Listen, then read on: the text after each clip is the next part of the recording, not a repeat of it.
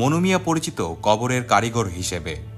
কারো মৃত্যু সংবাদ আসলেই ঘোড়া নিয়ে ছুটে যান তিনি।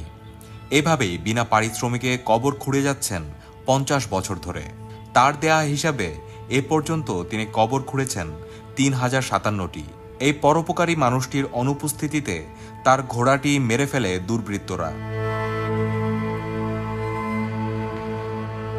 14 মে রাজধানীর একটি বেসরকারি হাসপাতালে ভর্তি করা হয় মনু মিয়াকে। সেখানেই একরকম মুমূর্ষু অবস্থায় চিকিৎসা চলছে নিঃসন্তান মানুষটির। বাড়িতে মনু মিয়া ও তার স্ত্রী রহিমা বেগমের অনুপস্থিতিতে অভিভাবক শূন্য হয়ে পড়ে ঘোড়াটি।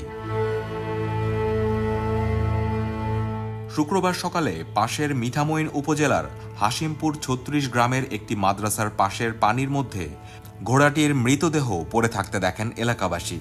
ঘোড়াটির বুকে ধারালো অস্ত্রের আঘাত। মনু মিয়ার সংকটকালে এভাবে তার প্রিয় ঘোড়াটিকে মেরে ফেলা হবে সেটা কেউ ভাবতেও পারেননি। মনু মিয়ার প্রতিবেশী জানান, তিনি সারা জীবন নিঃস্বার্থভাবে মানুষের জন্য কাজ করেছেন। তার অনুপস্থিতিতে তার প্রিয় ঘোড়াটিকে এভাবে দুর্বৃত্তরা মেরে ফেলল। এটা খুবই নিন্দনীয় কাজ হয়েছে। এই অপরাধের বিচার হওয়া উচিত। এ বিষয়ে কিশোরগঞ্জের পুলিশ সুপারের দায়িত্বে থাকা অতিরিক্ত পুলিশ সুপার মুকিত সরকার জানান, মিঠামইন থানার ভারপ্রাপ্ত কর্মকর্তাকে এ বিষয়ে আইনগত ব্যবস্থা নেওয়ার জন্য নির্দেশনা দেওয়া হয়েছে।